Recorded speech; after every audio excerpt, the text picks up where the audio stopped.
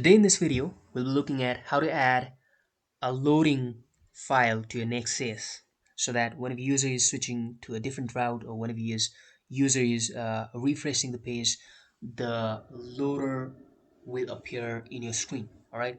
So in the previous video, I've already made how to make not found file in your nextjs. If you have not checked that out, uh, please check that out, because if you have already checked that out, it's kind of similar to what we are looking at today.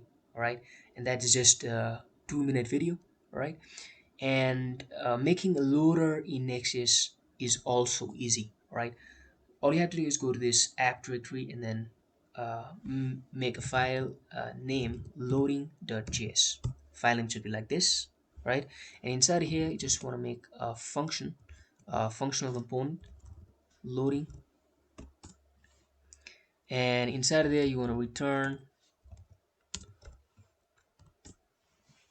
uh,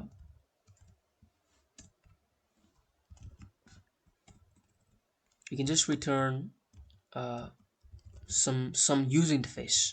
We'll be actually adding here the spinner, right? The spinning component, all right, from the library.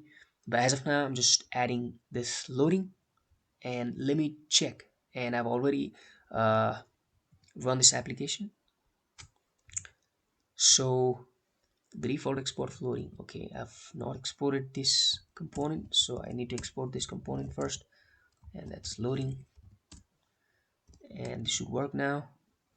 So if I go to if I'm switching the route or if I'm refreshing the page, then it should show me a loading uh, text that I've added, right?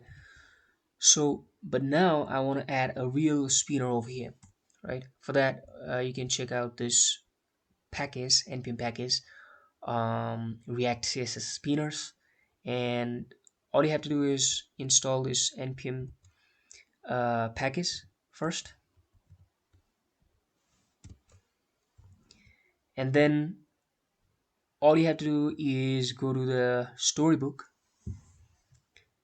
and you can check out different effect over here, right? I want to go with wave, maybe ripple, and you just need to add this.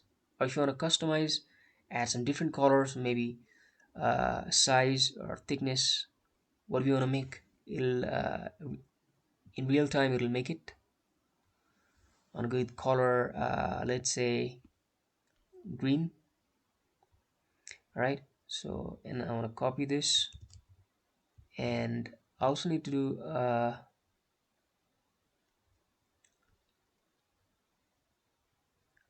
I want to go to the npm js first, so that I can see how to import this component.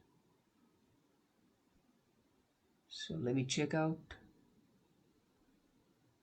So here you can see it's importing like this and using like this. All right, so let me go here and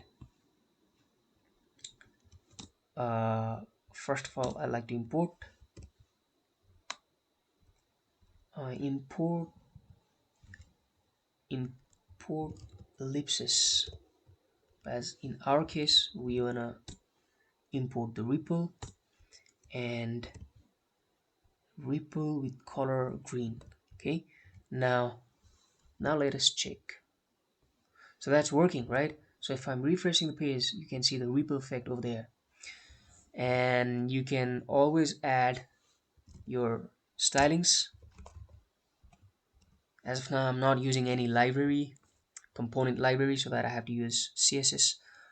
So display is gonna be flex, and we want to center that loading component. Okay, so justify content would be again center, and line items, line content would be center, and if you see, this would be items.